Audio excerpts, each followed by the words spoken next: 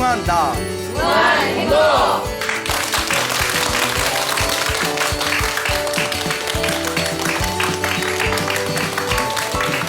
예, 만나서 반갑습니다. 예, 광우 스님이라고 합니다. 예, 저희 불교에서는 행복해지기 위해서는 복이 있어야 된다고 합니다. 예, 그래서 복을 지어라라는 말을 많이 사용합니다. 또 저희 불교에서는 행복해지기 위해서는 선업을 많이 쌓아야 된다라고 가르치고 있습니다. 부처님의 경전을 다 통틀어서 선업을 짓는 방법에 대해서 가장 많이 설명하신 부분이 바로 보시입니다. 보시. 보시는 말 그대로 베풀다라는 뜻입니다. 베풀어라. 그래서 부처님께서 보시에 대한 이야기를 굉장히 많이 하셨는데, 부처님의 경전을 보면 당신도 중생이었을 때 오랜 세월 동안 수많은 보시를 했기 때문에 지금의 부처님의 경지까지 올 수 있었다라는 그런 내용이 있습니다. 그리고 또 우리 불교에서는 수행자가 닦아야 할 6가지 수행법이 있습니다. 그걸 육바라밀이라고 합니다. 이 육바라밀의 첫 번째가 바로 보시입니다. 그래서 부처님께서는 보시를 굉장히 강조하셨죠. 왜 부처님께서 이렇게 보시를 강조하셨을까요? 보시는 일단 남에게 주는 겁니다. 그렇죠? 네. 남에게 주는 것이기 때문에 내려놓는다는 의미가 있습니다. 놓아버려라. 우리 중생들이 부처가 되지 못하는 가장 큰 이유 중에 하나가 집착이 있기 때문입니다. 집착. 예전에 어느 스님이 젊은 학생들을 상대로 명상 참선 수행법을 가르친 적이 있었답니다. 그러면서 이 참선을 열심히 하면 우리 중생도 부처가 될 수 있다. 자, 여기서 부처 되고 싶은 사람 손 들어봐 했더니 아무도 손을 안 들더래요. 예? 여러분들한테도 물어보면 여러분 혹시 부처님 되고 싶은 분 계세요? 네. 그래요. 아, 고마워요. 제가 민망할까봐 그 대답을 해주시네요. 근데 왜 우리가 아직까지 중생의 삶이 더 행복하게 느껴지냐면 집착이 있기 때문이에요. 예? 뭔가 부처가 되면, 부처님이 되면 왠지 심심할 것 같고, 그렇죠. 그래도 뭔가 중생으로서 뭔가 조금 더 어떤 누리고 싶은 쾌락들이 있고, 그게 다 집착이라는 거죠. 그 집착을 놓아버릴 수 있는 가장 좋은 방법이 바로 보시라는 겁니다. 일단 수행을 시작하려면 놓아버리는 것부터 시작해야 된다. 그리고 보시를 많이 하면 복이 많이 쌓인다고 합니다. 여러분, 우리가 세상을 행복하게 살기 위해서는 복이 있어야 됩니다. 복도 있어야 되지만 수행을 하기 위해서도 복이 있어야 됩니다. 예, 스승복이 있어야 되고요. 그리고 수행을 하려면 건강복이 있어야 됩니다. 건강해야 수행도 할 수 있어요. 또 수행을 하려면 시간복도 있어야 됩니다. 수행을 하고 싶어도 시간이 없어서 수행을 못하는 경우가 있어요. 수행을 하기 위해서는 또 여러 가지 복들이 있어야 됩니다. 그렇기 때문에 복을 짓는 가장 좋은 방법이 또 보시이기 때문에 부처님께서 보시에 대해서 많이 말씀하셨다라는 이야기가 있습니다. 그리고 또 보시를 많이 하면 마음이 부드러워진답니다. 자꾸 놓아버리는 연습을 하게 되고 남을 위해서 베푸는 연습을 하다 보면 마음이 아주 부드러워지기 때문에 선업을 통해서 부드러워진 마음의 계율을 지키고 수행을 하면 수행이 훨씬 더 잘 된다고 합니다. 그래서 예전에 어느 스님이 아무리 열심히 수행을 해도 수행이 잘 안 되니까 큰 스님께 여쭤봤답니다. 스님, 수행이 안 될 때는 어떻게 해야 되겠습니까? 그러니까 복을 지어라. 자꾸 보시하고 복을 지어라. 보시하고 복을 지으면 또 수행이 잘 된다라는 그런 이야기가 또 저희 불교의 수행 정통에 내려오는 그런 또 설화들이 있습니다.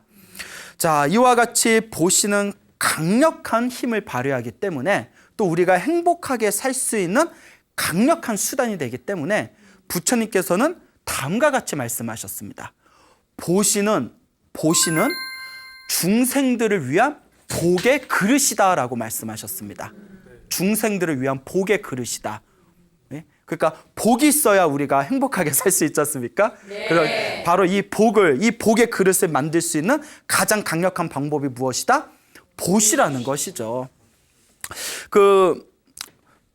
우리가 살아가면서 겪게 되는 여러 가지 고통이 있습니다. 인간으로서 살아가면서 겪게 되는 여러 가지 고통을 우리 불교에서는 8가지로 구분해서 팔고라고 부릅니다.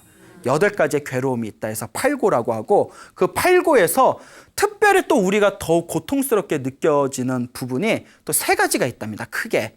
그게 첫 번째가 가난이라고 합니다. 가난은 괴로움이다. 그러니까 불교가 무소유를 얘기하지만 그는 스님들을 향해서 집착하지 말고 탐욕을 부리지 말고 무소유의 삶을 살아라라고 이야기한 거지, 신도들에게는, 불자들에게는 누리면서 살 수 있으면 누리면서 살아라. 돈을 많이 벌고 싶으면 돈을 많이 벌어라. 대신 번만큼, 누리는 만큼 좀 좋은 곳에 베풀어라. 이렇게 가르치고 있죠. 그런 의미에서 볼 때 가난이라는 것은 불교적인 관점에서 바라볼 때도 굉장히 고통스러운, 중생들이 겪는 고통 중에 하나가 바로 가난입니다. 그 또 하나가 이제 병이죠. 병. 예? 여러분 병 걸려보면 엄청 힘들잖아요. 그렇죠. 예? 병에 걸리면 엄청 힘듭니다. 예. 자, 그 다음에 세 번째가 죽음이라고 합니다. 예. 죽음이 임박했을 때 수행을 하지 않는 대부분의 중생들은 극심한 마음의 고통을 느끼게 된다고 합니다. 자, 우리가 가난이라는 부분의 입장에서 이야기해 봤을 때 정말 가난이라는 것은 굉장히 괴로운 상황인 것 같아요. 뭐 저희들 같은 경우에는 제가 이제 태어날 때도 이제 어느 정도 우리나라가 경제 성장이 되고 있는 상황이라서 제가 산부인과에서 태어난 사람입니다, 여러분. 예. 그리고 저 유치원도 나왔습니다. 왜 이 얘기를 왜 하냐면 제가 이제 일찍 출가했으니까 이제 가면 저랑 같이 공부하시는 스님들이 저보다 나이들이 다 많으세요.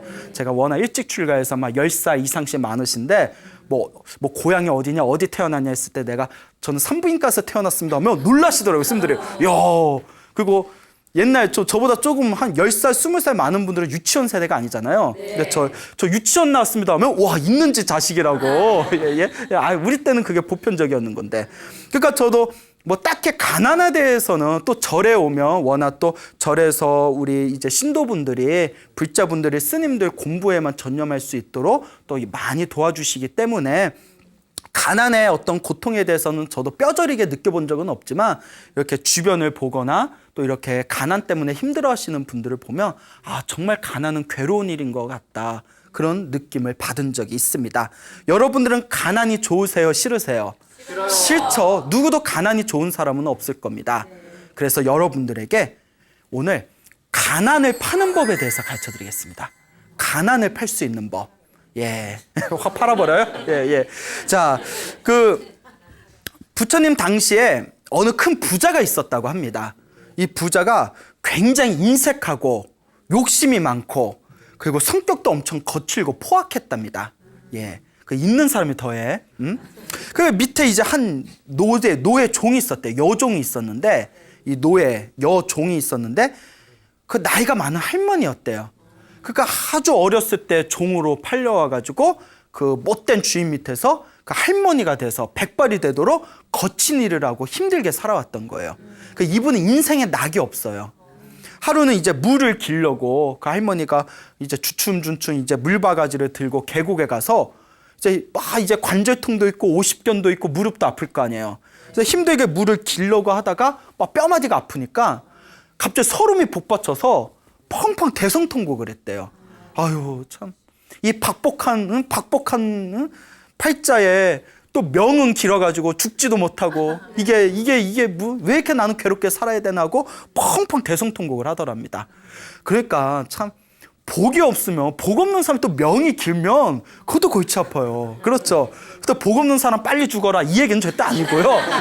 복 없으면 참 뭐하러 사냐, 빨리 죽어라, 절대 이런 얘기는 아닙니다. 다만 복 없는데 명까지 길면 자기도 힘들고 민폐예요. 참 그런 경우 옆에서 우리가 볼 때 있지 않습니까? 또 뭐 병이 있는 분들, 큰 병이 있는 분한테 또 죄송스러운 얘기인데 간혹 그런 얘기 들은 적이 있어요. 큰 병이 있는데 또 명이 기신 분들이 있대요. 예, 그 병수발 그게 1년, 2년 넘어가서 10년 정도 넘어가면 그렇잖아요. 그렇다고 돌아가시는 얘기도 할 수도 없고 그렇잖아요. 예? 그러니까 참 이게 복 없는 사람의 명이 긴 이것도 참 골치 아픈 것 같다. 예. 그래서 복이 없어서 명이 길면 자기가 내가 이렇게 복이 없으니까 내가 선업이라도 져야겠다. 열심히 기도하고 복져야 되겠다. 이러고 자기의 운명을 바꿔야 되는데 또 해야 안 해요? 안 해요. 정말 박복한 사람은 복지려는 마음도 안 일으켜요. 이게 중생의 비극이에요. 여러분들이 이렇게 광우스의 소나무 설법 다 듣고 막 다들 재밌다 재밌다 하시잖아요. 근데 집에 가서 다 잊어버려. 그러면 진짜 그게 박복한 거예요. 가서 이제 실천을 해야 되는데 귀로만 재밌고 귀로만 즐겁고 집에 가서는 뭐 소나무도 뭐 잣나무도 뭐 나무는 나무인가 보다 이래 버리면 이게 박복한 일입니다. 응? 내가 내 운명을 바꾸려면 광우스님의 소나무에서 들었던 얘기, BTN 불교 TV에서 들었던 큰 스님들의 좋은 이야기를 내가 삶 속에서 실천하려고 노력할 때 정말 내 복이 무럭무럭 자란다라는 것을 우리가 명심해야 됩니다. 이 할머니가 막 대성통곡을 하고 있으니까 그때 가전연이라는 큰 스님이 계셨어요. 부처님 제자 중에. 가전연, 마하가전연이라고도 불리우는데 논의제일이라고 부릅니다. 토론을 제일 잘하셨대요.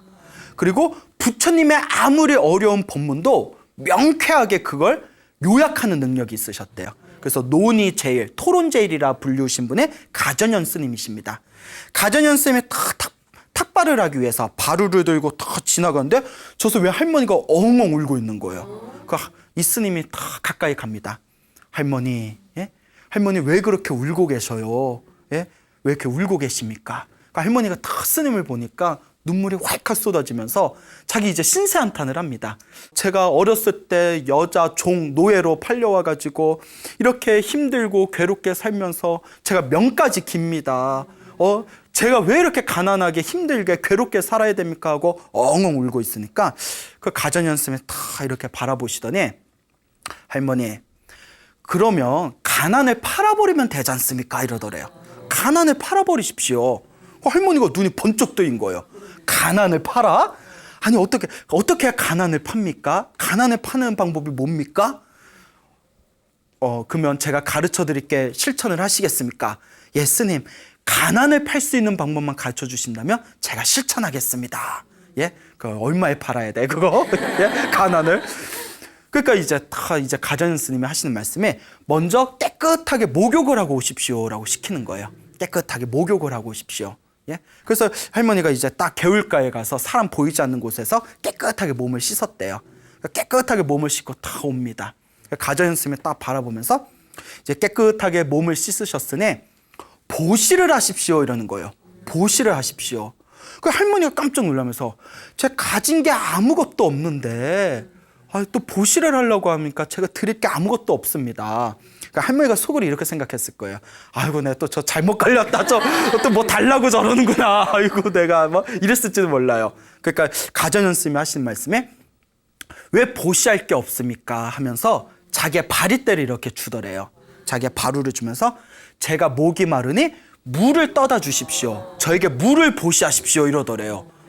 그러니까 할머니가 뭐 거기 개울에 물이 졸졸졸 흐르니까 그러니까 다 이렇게 물을 떠다가 정성스럽게 이제 가전연 스님에게 물을 올립니다. 그러니까 이제 물을 보시한 거죠. 그래서 딱 그 바리떼를 들고 가전연 스님이 아주 시원하게 물을 드십니다. 시원하게 물을 드시니까 그러니까 이제 가전연 스님이 편안한 마음으로 이제 축원을 해줍니다. 그 옛날 그 율장이라든가 스님들이 공부하는 책들이 있어요. 계율에 대해서 공부하는 그 율장이나 옛날 그 스님들이 공부하시는 책을 보면 부처님 당시에 그 스님들께서는 신도가 이렇게 공양을 올리면 보시를 하면 항상 축원을 해주셨답니다. 근데 축원을 어떻게 해줬냐면 원하는 일이 있으면 그 원하는 일이 잘 이루어지고 바라는 쾌락이 있으면 그 쾌락을 이루어지이다. 이렇게 당신이 원하는 소원이 있으면 소원 성취하세요. 우리식으로 말하면 소원 성취하세요라고 축원을 해줬답니다. 그 가전연 스님도 다 축원을 해주셨겠죠. 물을 보시 받으셨으니까. 그러면서 이제 하는 얘기가 가전연 스님의 집으로 돌아가셔서 절대 자기 탓도 하지 말고 남을 원망하지도 마십시오. 자기 탓도 하지 말고 남을 원망하지도 말고 그 방에 가셔서 자리를 깨끗하게 치운 뒤에 편안하게 앉아서 염불을 하십시오. 간절하게 염불을 하십시오. 정성스럽게 염불을 하시면서 나쁜 생각을 일으키지 마십시오. 다 그렇게 시킵니다. 그러면서 보시하고 염불하고 나쁜 생각을 일으키지 않는 거, 이 세 가지가 무엇을 파는 방법입니다? 가난을 파는 방법입니다. 예. 여러분 뭐 좀 특별한 거 생각하셨나 봐요. 예? 이게 가난을 파는 법이에요. 보시에서 복을 짓고 염불에서 내 업장을 소멸하고 나쁜 마음을 일으키지 않는 거, 마음을 잘 쓰는 거죠. 자, 그래서 이제 가전현 스님의 이제 가르침을 받고 이 할머니가 집으로 돌아갑니다. 집으로 돌아가서 이제 자리를 깨끗하게 치운 뒤에 편안하게 앉습니다. 그래서 오늘 가전현 스님에게 물을 보시했고 가전현 스님이 자신을 위해서 축원을 해주고 그리고 이제 그 기쁜 마음을 일으키면서 오로지 간절하게 이제 염불을 합니다. 그렇게 염불을 하고 간절히 염불을 하다가 호련히 새벽에 이제 동이 틀 때쯤에 이 할머니가 드디어 이 한많은 세상을 떠납니다.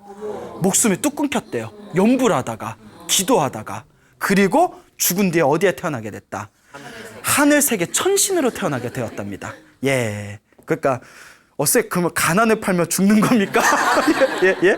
아니죠. 이번 생에 이제 자기가 지었던 그 전생에 갚아야 했던 그 빚을 다 갚고 이제 이번 생에 스님에게 물을 보시하고 간절하게 염불을 했던 강력한 선업의 힘에 의해서 다음 생에 천상세계, 하늘세계 천신으로 태어났다라는 이야기가 우리 불교설화에 전해지고 있습니다. 가난을 파는 법, 이게 굉장히 단순한 이야기 같지만 굉장히 중요합니다. 여러분, 일이 잘 안 풀리는 사람들을 보면 첫째가 우리 가정현 스님이 뭐라고 하셨죠? 자기 자신을 탓하지도 말고 남을 원망하지도 말라. 일 잘 안 풀리는 사람들 보면 항상 남을 원망해. 그렇죠. 예? 그리고 또 항상 스스로 후회를 많이 해요. 자기 탓을 많이 해요. 내가 그때 왜 그랬을까? 내가 미쳤지. 내가 그때 돌았지. 예? 그러다 진짜 미쳐요. 예? 진짜 돕니다. 말이 씨가 된다고. 예? 그래 다 놓아버릴 줄 알아야 돼요. 그 항상 남을 원망하는 마음. 근데 제가 항상 소나무에서도 여러 번 이야기했지만 남을 원망하는 마음을 일으키기 전에 우리가 인과응보법이지 않습니까? 그런 사람을 만난 것 자체가 누구 복이다. 내 복이라는 거예요. 내가 진짜 우리 남편 너무 좋아. 우리 남편 너무 사랑스러워. 별로 동감들 안 하세요? 표정들이 어색해요. 내 아내가 너무 좋아. 내 아내가 너무 사랑스러워. 그런 부부를 만났다는 것 자체가 누구 복이에요? 내 복이에요. 그렇죠? 예? 아이고, 저게 남편이 아니라 왼수야, 왼수. 아무리 복분자 사주면 뭐해. 왼수야. 저 아내가 아니라, 저 부인이 아니라, 정말, 내 전생에 무슨 업을 졌길래 내가 저런 여편네를 만났나. 그것도 누구 업이에요? 내 업이죠. 그러니까 정말 성공하고 싶다면 자기 자신에 대해서 너무 탓하지 마세요. 예? 놓아버리세요.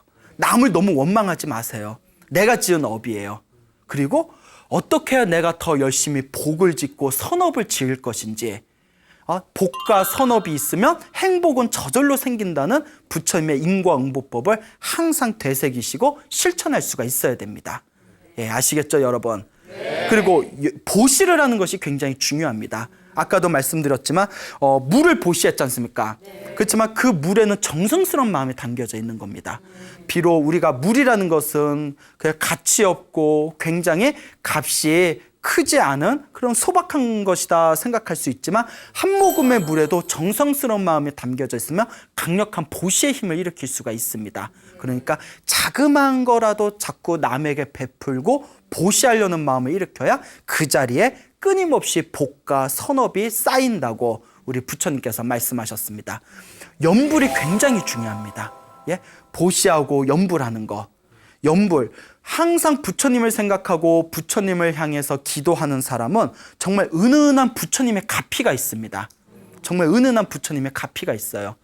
기도에서 맛을 본 사람은 그 뜻을 압니다.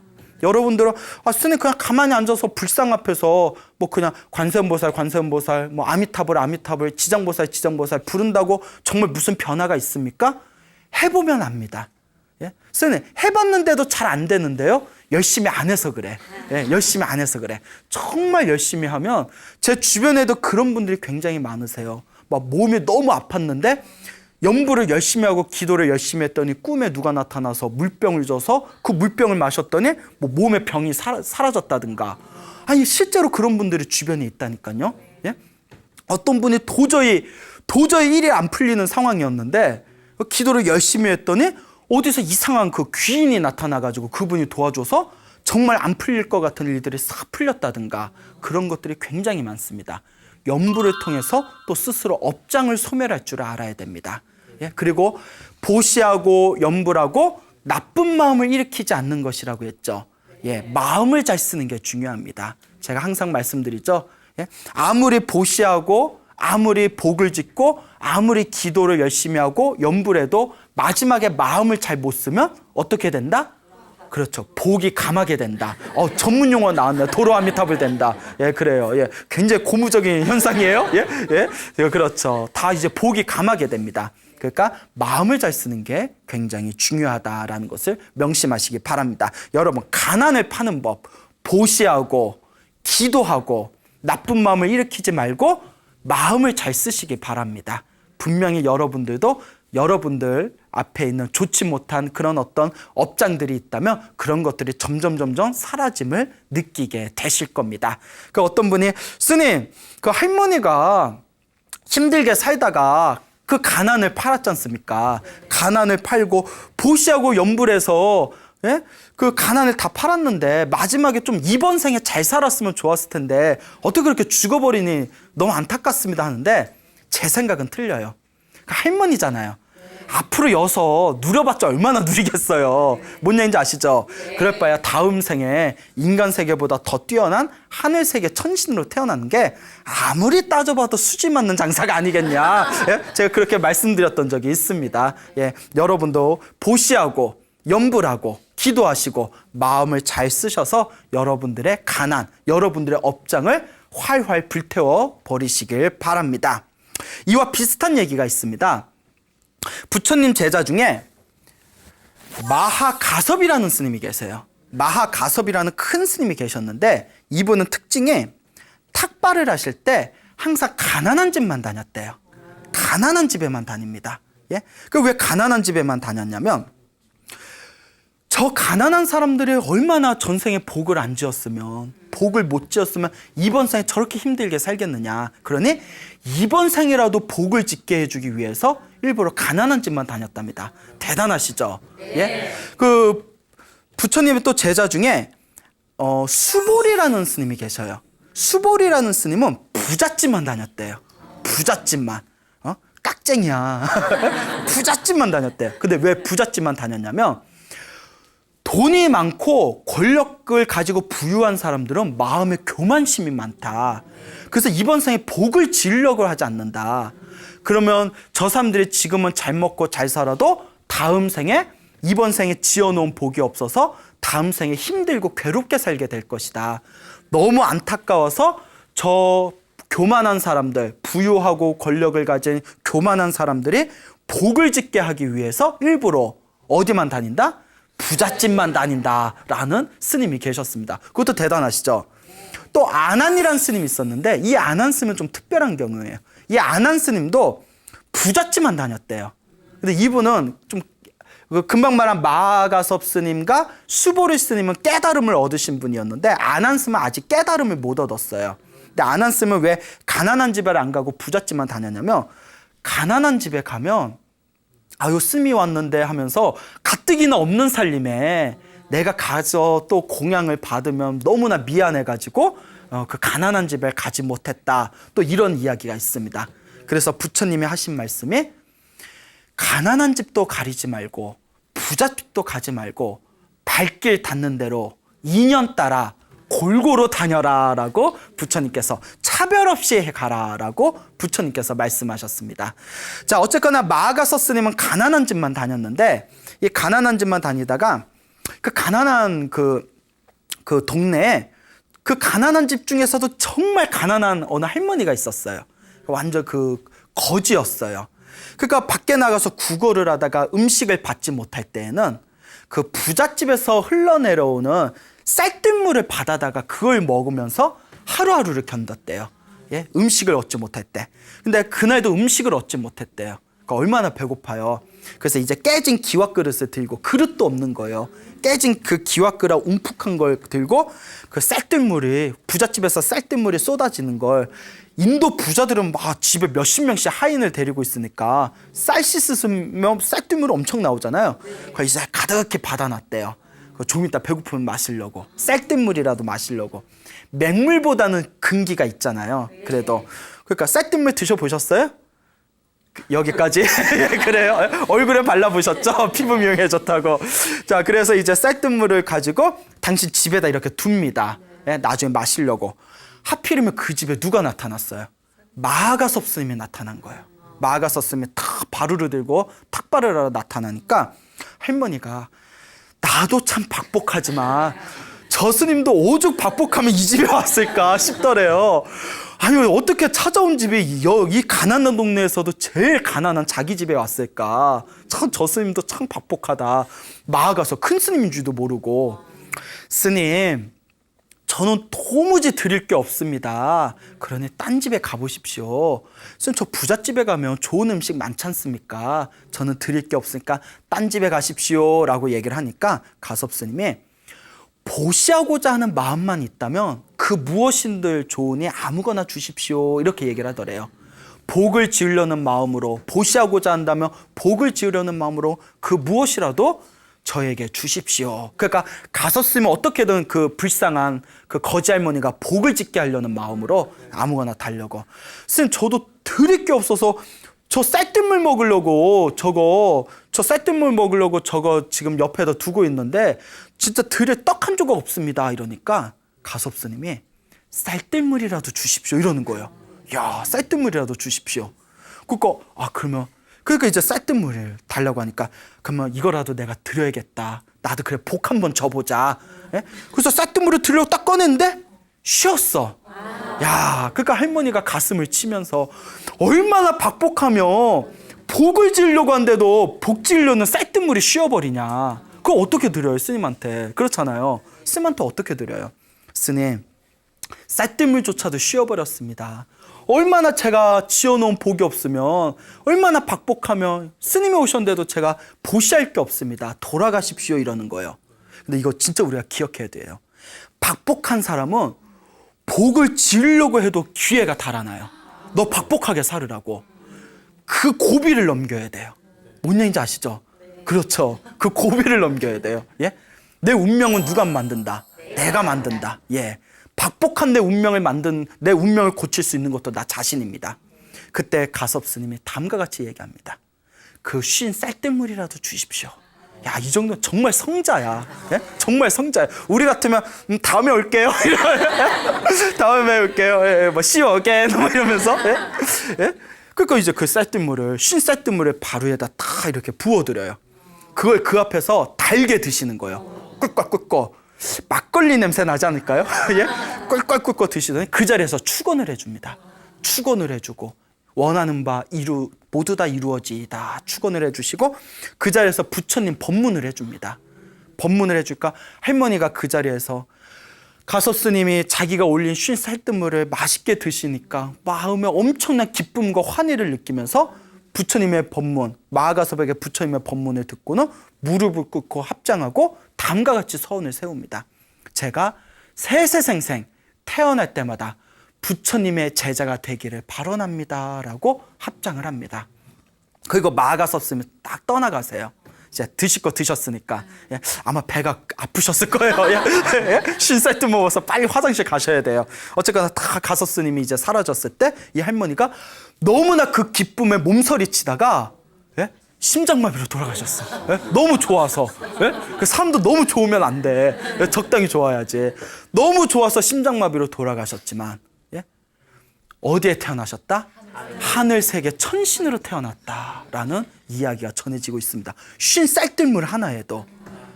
저는 이런 얘기 들으면 너무나 감동스러워요. 만약에 마가섭이 예? 이거 갖고 안 돼. 집문서 달라고. 집문서는 줘야 하늘 세계 천신으로 태어나지라고 한던가. 땅을 팔아서 바쳐라 이랬으면 그러면 우리의 감동이 이렇게 우리 내면서 올라오질 않았을 거예요. 정말 저 불쌍한 중생이 복을 짓게 하려는 마음으로 당신의 몸이 상할 수 있는데도 쉰 쌀뜨물을 달게 받아들이시는 그 모습에 진정한 부처님의 제자구나라는 것을 우리가 느낄 수가 있습니다. 저라면 못할 것 같아요. 왜냐면 제가 장염미좀 있어요. 예? 장이 좀 안 좋아가지고. 예. 자, 웃자고 한 말이고요. 이와 같이 보시는 강력한 힘이 있습니다. 그리고 그 가전여원 스님에게 가난을 판 그 할머니의 이야기도 물 하나를 보시했을 뿐입니다. 그리고 마하가섭 스님에게 보시를 했던 그 노파 거지 할머니도 50쌀뜨물을 보시했을 뿐입니다. 여러분, 이와 같이 보시는 정성스러운 마음, 순수하고 깨끗한 마음이 중요합니다. 불교에서는 깨끗한 보시와 깨끗하지 못한 보시 두 가지가 있다고 합니다. 깨끗한 보시와 깨끗하지 못한 보시.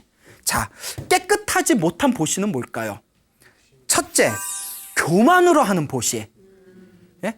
나보다 못한 사람이 열심히 보시를 하니까 쟤도 하는데 나도 할 수 있지 하고 교만으로, 승부심으로 이기기 위해서 교만으로 한 보시를 우리가 깨끗하지 못한 보시라고 합니다. 두 번째는 자신의 명성을 위해서 행하는 보시. 무엇을 위해서? 명성, 자신의 명성을 위해서. 다른 사람이 막 보시를 열심히 하니까 저 사람은 보시도 하고 참 훌륭한 사람이야, 기부도 하고 참 훌륭한 사람이야. 그러니까 이제 나도 저만큼 훌륭한 사람이다라는 명성을 얻기 위해서, 그런 명성의 욕심에 의해서, 명예의 욕심에 의해서 보시했을 때 깨끗하지 못한 보시라고 합니다. 세 번째는 질투에 의한 보시. 무엇에 의한 보시? 질투에 의한 보시. 옆에 있는 사람이 보시를 열심히 하고 기부를 열심히 하고 베풀기를 잘하니까 사람이 저 사람만 좋아해요. 그러니까 마음에서 뭐가 일어나요? 질투가 일어나요.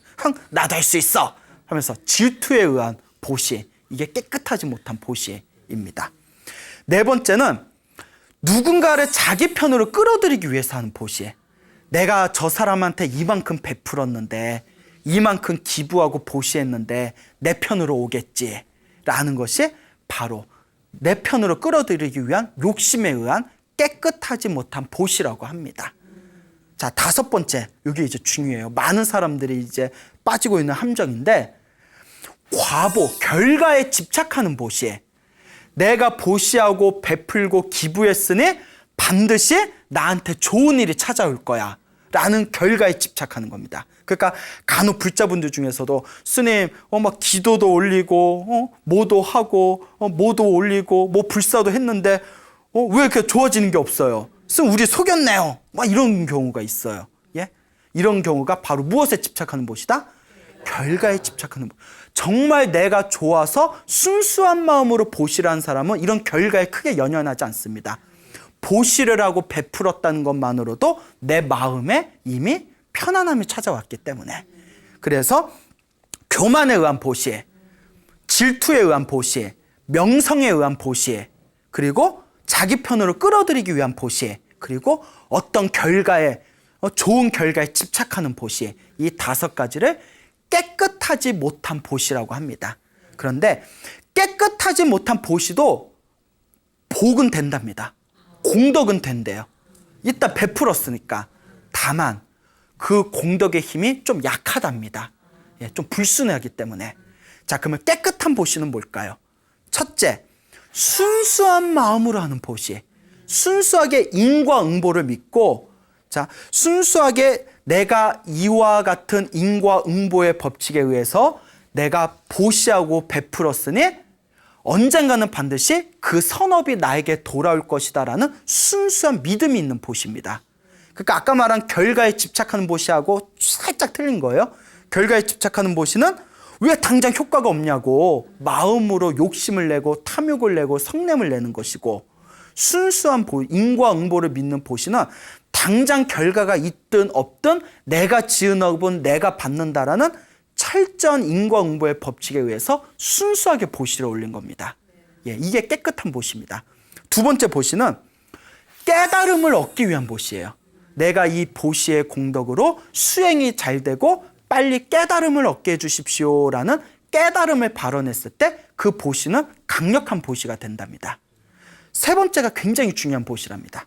철저하게 첫 번째 보시도 두 번째 보시도 결국 자기 자신을 위한 거잖아요. 세 번째는 오직 중생들의 행복을 위해서 하는 보시.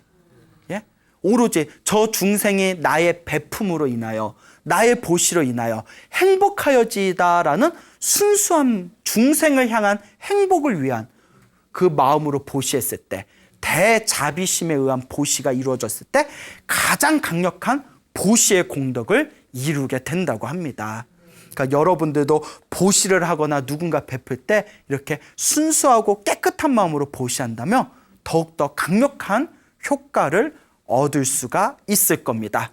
알겠죠? 네. 그 옛날에 어느 가난한 여인이 있었어요. 가난한 젊은 여인이 있었는데 하루는 길을 걷다가 옆에 큰 부자들이 이렇게 지나가는 걸 봅니다. 그러니까 막 옷은 화려하고 막 옆에 막 하인들과 시종들이 막 옆에서 시중을 들고 그 너무나 그 장대한 모습에 이 가난한 젊은 여인이 딱 기가 죽어버리는 거예요. 야, 난 평생에 저 만져보지도 못한 옷을 저 사람들은 저렇게 그냥 온몸에 다 이렇게 두르고 사는구나. 그러다가 아주 울컥한 거예요. 막 서글픈 생각이 드는 거예요. 나는 똑같은 인간인데 나는 왜 이렇게 가난하게 살고 저 사람은 왜 저렇게 부자로 살아가나. 울컥하는 마음이 생기다가 그래, 내가 지어놓은 복이 없어서 이렇게 사나 보다. 내가 전생에 지어놓은 복이 없어서 이번 생에 이렇게 힘들게 사는데 이번 생에도 복을 짓지 않으면 다음 생에 또 가난하게 살 거 아니냐. 그런 이번 생에 내가 복을 짓자. 그 자기 주머니를 탁탁 털었더니 동전 2닙이 나오더래요. 예? 동전 2냥이 나오더래요. 2개의 동전이 딱 나와서 고민에 빠집니다. 이걸로 이거면 내가 밥을 한 끼 사 먹을 수 있는데 고민을 하다가 다 절에 가요. 절에 가서 그 불단에다가 동전 2개를 올려놓습니다. 사실 동전 2개가 뭐 얼마나 가치가 있겠어요. 동전 2개, 가난한 여인이 자신의 그 품속에 이렇게 숨겨뒀던 동전 2닙을 딱 올려놓고 간절하게 기도를 올리는 거예요. 근데 그 정성스럽고 간절하게 기도를 올리는 모습에 큰 스님이 지나가다가 다 다가갑니다. 그 어린 여인이요, 젊은 여인이요, 무엇 때문에 그렇게 간절하게 기도를 하느냐, 그 자초지종을 설명을 합니다. 그러니까 이 큰 스님이 감동을 받는 거예요. 부자가 차라리 큰 돈을 보시하기는 쉽다. 하지만 이 가난한 여인이 동전 2냥을 보시하기는 오히려 어려울 것이다. 참으로 정말 인과응보를 믿는 여인네구나. 그 스님이 옆에서 간절한 마음으로 축원을 해줬대요. 거룩하신 부처님, 이 여인의 동전 2냥의 공덕으로 무량한 공덕을 얻어지이다 하고 큰 스님이 다 축원을 해줬어요. 그 큰 스님이 절에 제일 큰 스님이 축원까지 해주니까 얼마나 기분이 좋아요. 이제 여인네가 이제 룰루랄라 이제 절 밑으로 이제 내려갔어요. 며칠 후에 왕이 사냥을 나옵니다. 신하들 데리고 사냥을 나오는데 숲에 들어갔다가 길을 잃어버려요. 그 신하들하고 떨어져요.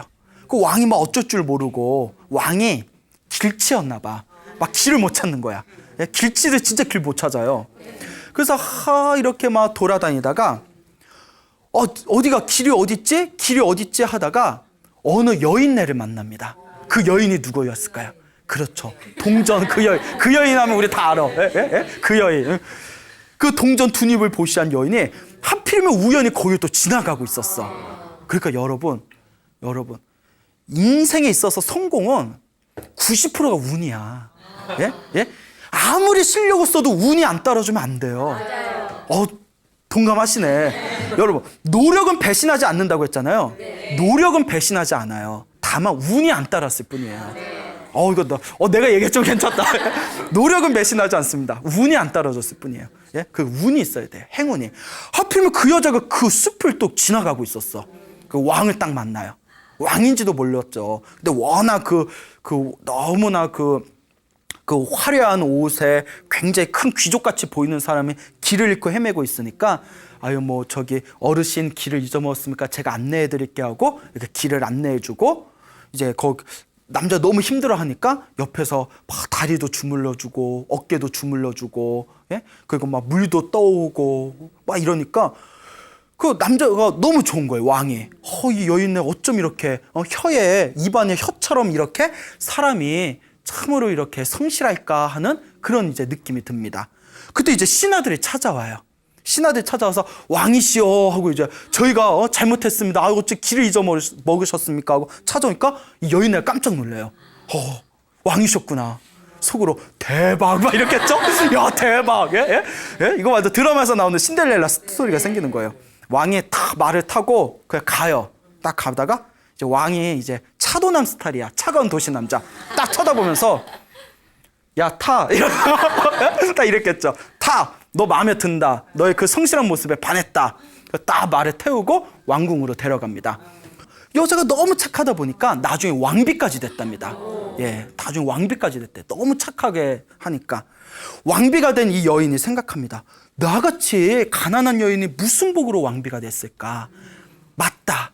스님에게 보시했던 그 동전 두닙의 공덕과 스님이 나를 위해서 축원해줬던 그 힘에 의해서 내가 이와 같이 내가 왕비의 자리까지 올랐나 보다. 그래서 왕에게 부탁을 합니다. 왕이시여, 제 은인이 있습니다. 무슨 절에 가면 큰 스님이 계시는데 그분의 축원 덕분에 제가 왕을 만나고 왕비가 된 것 같습니다. 은혜를 갖게 해주십시오. 부탁을 합니다. 왕이 그거 큰 보물을 내놔요. 그거 스님한테 갖다 드리라고. 야, 그 절도 이제 대박 났어. 그 절도 대박 났어. 그래서 이제 그 보물을 이끌고 수많은 하인들을 데리고 그 절에 갑니다. 그래서 큰 스님을 불러요. 신님, 저 기억나요? 막 이러면서 동전 두니. 그 큰 스님이 야, 옷이 날개더러니 때깔이 변했다. 막 이러면서 스님한테 딱 보물을 바치면서 스님, 저를 위해서 또 축원 한 번만 해주십시오. 이러는 거예요. 큰 스님이 해줬을까요? 안 해줬을까요? 안 해주셨대요. 딱 보더니 옆에 있는 제자에게 네가 대신 축원해 주거라 이러더래요. 그 왕비가 살짝 화가 나더래요. 그 큰 스님한테 스님, 옛날에 제가 없이 살 때 동전 2냥을 드렸을 때는 간절하게 저를 위해서 축원을 해주더니 이제 와서 왜 이렇게 저를 하대하십니까? 이 보물이 눈에 보이지 않습니까? 이러는 거예요. 그때 스님께서 다 바라보면서 다음과 같이 얘기하십니다. 우리 부처님의 법은 재물을 귀하게 여기지 않고 그 정성스러운 마음을 귀하게 여긴다. 그대가 동전 두닙을 가져왔을 때는 너무나 정성스럽고 순수하고 간절한 마음이 있었기 때문에 내가 그대를 위해서 축원을 해줬던 거지만 지금 그대가 이 보물을 가져왔다 한들 너의 눈과 너의 몸에는 교만함이 가득하구나. 그러니 내가 축원을 해준들 무슨 소용이 있겠느냐. 누가 축원을 해줬냐에 따라서 그대가 이렇게 성공한 것이 아니라 그대의 정성스러운 마음에 의해서 그대가 이와 같은 자리에 오르게 된 것이다. 그러니 내가 축원을 해준들 무슨 소용이 있겠느냐. 우리 부처님의 법은 정성스러운 마음이 진짜 보시라고 가르치고 있다. 이때 왕비가, 그래도 왕비가 좀 난 사람이야. 다른 사람처럼 삐져가지고 보물 가지고 갔을 텐데, 스님, 제가 잘못했습니다. 저도 모르게 왕비가 되면서 교만한 마음에 빠졌나 봅니다 하면서 스님께 큰 절을 올리면서 사죄했다라는 이야기가 전해지고 있습니다. 굉장히 감동적이지 않습니까? 예, 여러분, 불교에서 보시하라는 얘기를 굉장히 많이 합니다. 근데 그 보시는 철저하게 여러분들이 스스로 복을 지으라는 뜻입니다. 그렇기 때문에 한 모금의 물과 50쌀들 물과, 예? 그리고 스님들께 올리는, 혹은 부처님께 올리는, 혹은 나보다 가난하고 병 있는 사람들한테 베푸는 그 약이라든가 그 하나의 음식 하나하나가 다 여러분들의 선업을 키울 수 있는 공덕이 되는 것입니다. 하지만 여러분, 정성스러운 마음이 중요합니다. 보시의 양도 중요할 수 있겠지만 질이 더 중요합니다. 보시의 진정한 질은 보시하는 그 사람의 순수한 마음입니다. 여러분, 행복해지고 싶다면 보시하십시오. 공양하십시오. 오롯하게 여러분들의 선업을 키우기 위해서 순수한 마음으로 보시하고 공양을 올리신다면 여러분들의 운명이 조금씩 환하게 바뀌어 나가게 될 것입니다. 여러분, 행복해지고 싶습니까? 네. 행복한 삶을 창조하고 싶습니까? 네. 복을 지으십시오. 선업을 지으십시오. 공덕을 쌓으십시오. 복과 선업과 공덕의 힘이 여러분들을 진정한 행복의 길로 이끌어 줄 것입니다. 오늘 여기서 마치겠습니다. 소중한 나 무한 행복.